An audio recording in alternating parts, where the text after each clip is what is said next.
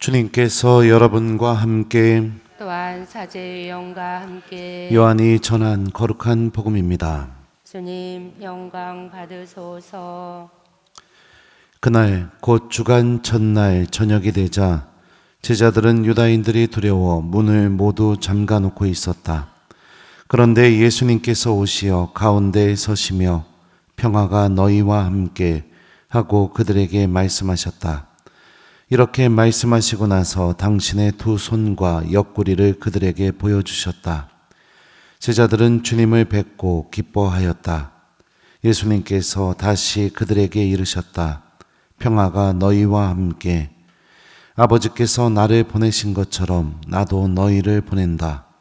이렇게 이르시고 나서 그들에게 숨을 불어넣으며 말씀하셨다. 성령을 받아라. 너희가 누구의 죄든지 용서해 주면 그가 용서를 받을 것이고 그대로 두면 그대로 남아 있을 것이다. 제자들 가운데 하나로서 쌍둥이라고 불리는 토마스는 예수님께서 오셨을 때 그들과 함께 있지 않았다. 그래서 다른 제자들이 그에게 우리는 주님을 배웠소 하고 말하였다. 그러나 토마스는 그들에게 나는 그분의 손에 있는 못자국을 직접 보고 그 못자국에 내 손가락을 넣어보고 또 그분 옆구리에 내 손을 넣어보지 않고는 결코 믿지 못하겠소 하고 말하였다. 여드레 뒤에 제자들이 다시 집안에 모여 있었는데 토마스도 그들과 함께 있었다. 문이 다 잠겨 있었는데도 예수님께서 오시어 가운데 서시며 평화가 너희와 함께 하고 말씀하셨다. 그러고 나서 토마스에게 이르셨다. 내 손가락을 여기 대보고 내 손을 보아라. 내 손을 뻗어 내 옆구리에 넣어 보아라. 그리고 의심을 버리고 믿어라. 토마스가 예수님께 대답하였다. 저의 주님, 저의 하느님. 그러자 예수님께서 토마스에게 말씀하셨다. 너는 나를 보고서야 믿느냐? 보지 않고도 믿는 사람은 행복하다. 예수님께서는 이 책에 기록되지 않은 다른 많은 표징도 제자들 앞에서 일으키셨다. 이것들을 기록한 목적은 예수님께서 메시아시며 하느님의 아드님이심을 여러분이 믿고 또 그렇게 믿어서 그분의 이름으로 생명을 얻게 하려는 것이다. 주님의 말씀입니다. 그리스도님 참여합니다. 오소서 성령님,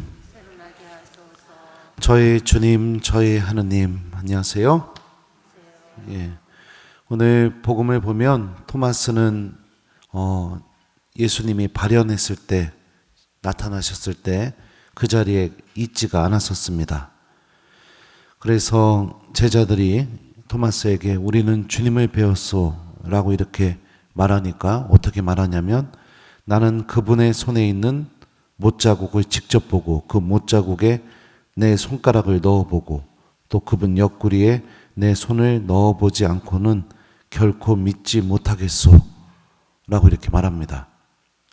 그리고 나서 예수님이 두 번째로 다시 제자들에게 나타납니다. 나타나서 토마스에게 이렇게 말씀하시죠. 내 손가락을 여기 대보고 내 손을 보아라. 내 손을 뻗어 내 옆구리에 넣어 보아라. 그리고 의심을 버리고 믿어라. 예수님의 이 말씀을 우리가 유심히 살펴보면 토마스가 했던 말을 1번 예수님이 듣고 계셨다. 2번 듣지 않으셨다. 몇 번일까요? 네. 그러면은 눈에 보이진 않았지만 토마스가 나는 예수님 못자국에 손가락 넣어보지 않고는 절대 믿지 못하겠소. 그 말을 하는 순간에도 1번 예수님은 토마스와 같이 계셨다. 2번 같이 안 계셨다. 몇 번일까요? 네.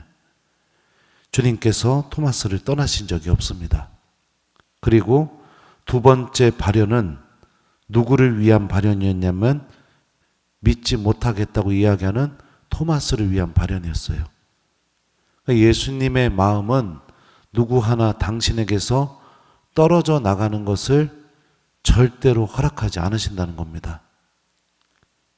우리들도 토마스처럼 믿음이 흔들릴 수 있고 다른 사람들은 하느님의 은총 안에서 다 살아가는데 나만 그 은총에서 제외되고 동떨어진 것처럼 느껴질 수는 있지만 복음은 분명히 이야기하죠. 하느님은 단 한순간도 나를 떠나신 적이 없고 나와 함께 계시고 그리고 반드시 나에게 찾아오셔서 그 믿지 못하겠다고 고백하는 내 입에서 토마스처럼 저의 주님, 저의 하느님이라는 고백이 터져 나오게 만들어 주시는 분이시다. 오늘 우리 하느님 자비주일이라고 부릅니다. 여러분들 자비라는 말은 히브리 말로 어머니의 자궁을 의미하는 단어에서 이렇게 유래되었습니다. 우리 어머니의 자궁이 어떤 곳일까요? 제가 예전에도 한번 얘기했던 것 같은데 자매님들한테 한번 물어봤어요. 임신한 거 알게 되면은 일어나는 변화가 뭡니까? 이렇게 물어보니까 신부님, 임신한 거 알았을 때부터 제 모든 생각이 뱃속에 있는 아이만 생각하게 됩니다. 이렇게 얘기하더라고요. 여러분들도 그랬슈? 1번 그렇다, 2번 아니다. 몇 번이에요? 네, 그렇군요. 내 모든 생각이 뱃속에 있는 보이지도 않는 뱃속에 있는 아이를 향해 있고 또 내 배에 있는 자궁은 어떻게 해요? 내 아이가 생명을 얻는 데 필요한 모든 것을 무조건적으로 그냥 다 내어주죠. 그죠? 하느님의 자비도 성경은 이와 같은 모습이 하느님의 자비구나 이렇게 깨달아서 어머니의 자궁을 의미하는 그 단어를 자비라는 말로 사용을 하는 것 같습니다. 모든 하느님의 생각이 나를 향해 있고 그리고 하느님의 모든 은총이 내가 구원받는 데 필요한 모든 은총이 무조건적으로 주어지는 것입니다. 더군다나 오늘 복음을 보면 제자들은 문을 잠궈 놓고 있었다고 복음서 저자가 이야기합니다. 잠궈 놓은 그 문도 하느님의 자비를 막지 못했죠. 예수님께서는 잠겨 있어도 그 안으로 들어오셔서 평화가 너희와 함께 라고 말씀하시면서 제자들이 받은 그 상처, 제자들이 어떤 상처를 받았을까요?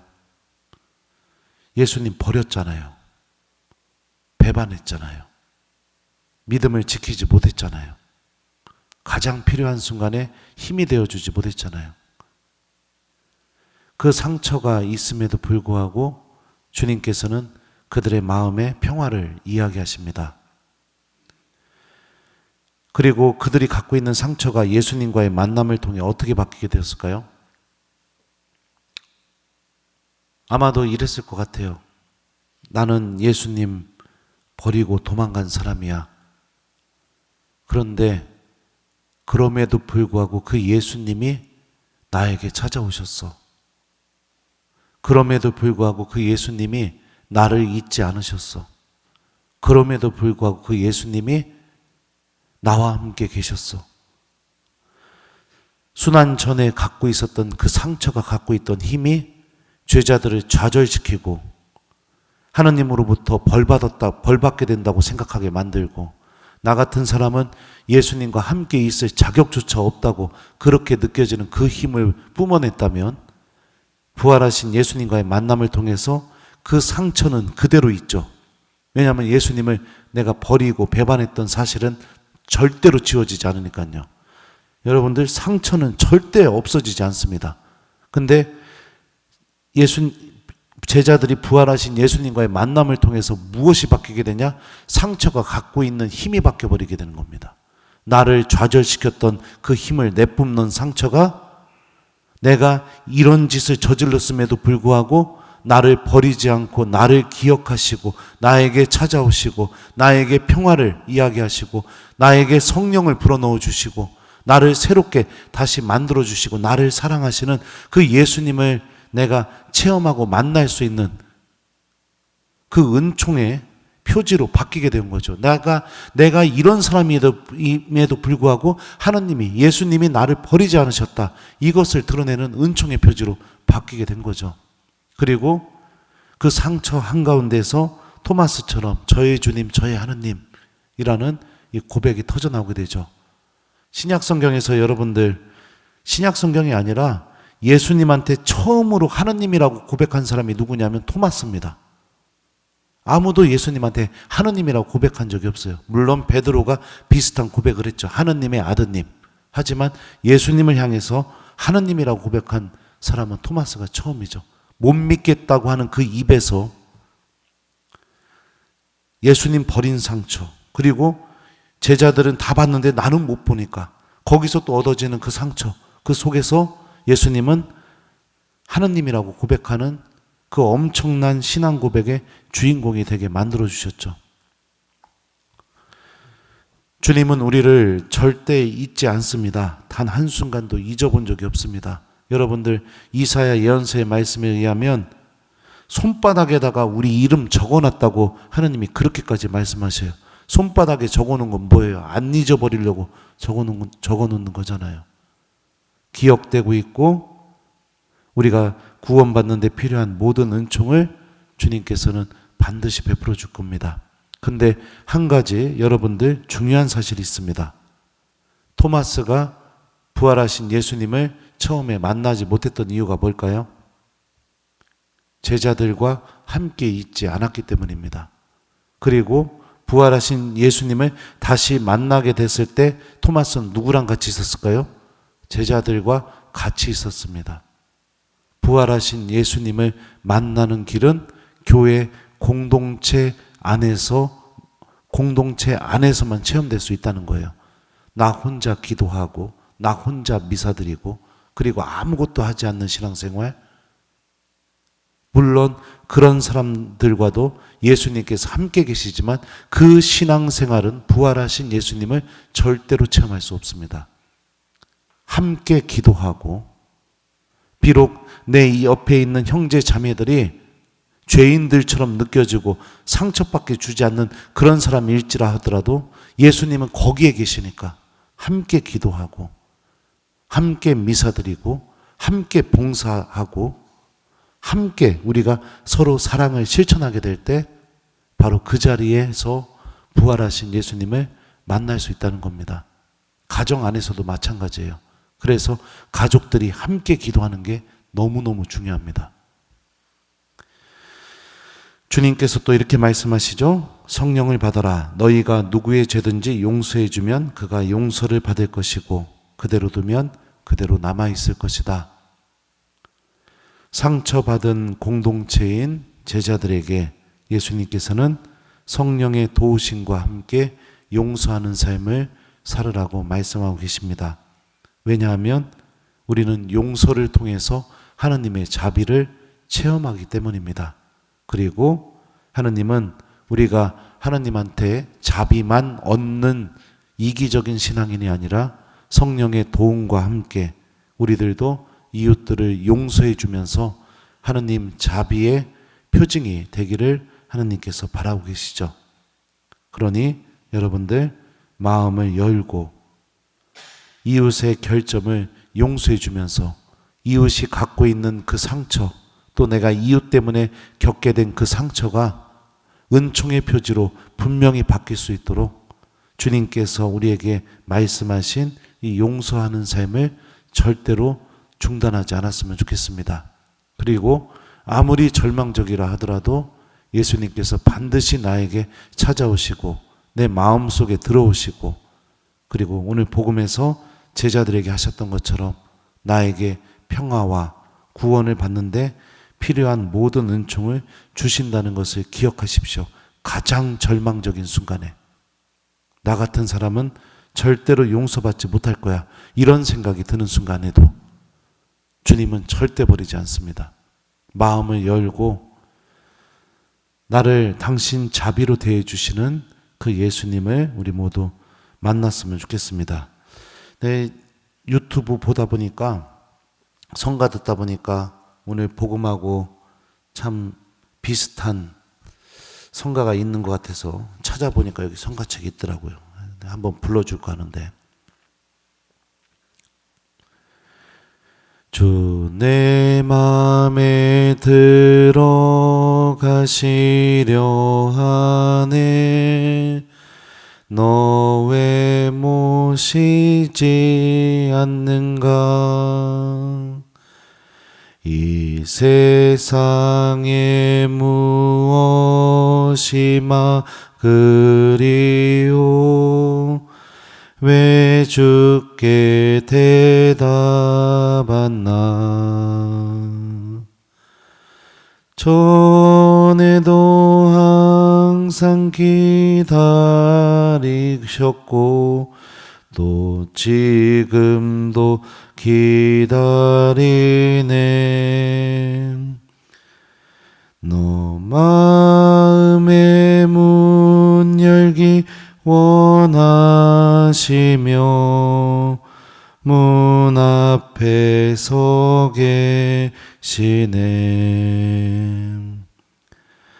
오 친구여 주님께 나가오 사랑의 그 품으로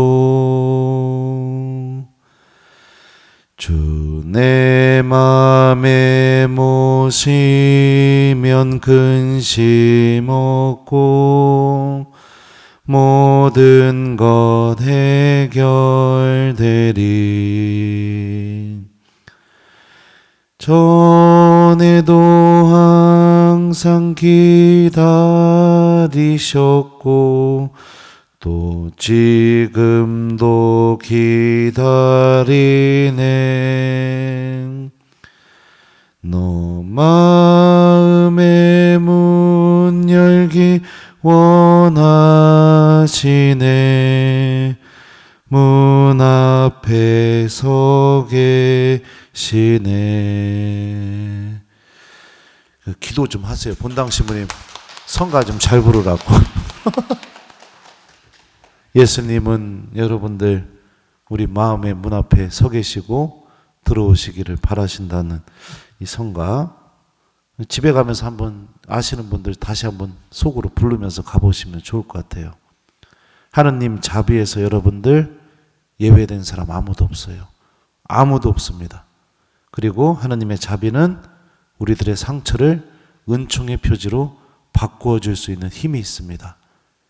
그리고 우리가 이 자비를 체험하는 것은 우리가 공동체 안에 있을 때 교회 안에서 함께 기도하고 서로 용서할 때 그 하느님의 자비를 체험하게 됩니다. 오늘 복음이 우리에게 알려주는 이 메시지 잘 간직하시고 집에 돌아가셔서 일주일 동안 여러분들도 하느님 자비의 표징으로서 가족들 용서해 주시고 함께 기도하시고 그리고 여러분들 지칠 때마다 이 성가 부르면서 주님께서 내 마음에 들어오시고 나를 절대로 떠나지 않으신다 이렇게 굳게 믿으면서 용기 내서 우리들도 토마스처럼 저의 주님 저의 하느님 이렇게 고백할 수 있는 하느님의 자녀로 살아가는 한 주 되시기 바랍니다. 숙제 드릴게요. 일주일 동안 여러분들 마음속으로 주 예수님 저를 당신께 의탁합니다. 주 예수님 저를 당신께 맡깁니다. 이렇게 좀 자주 기도해 보기.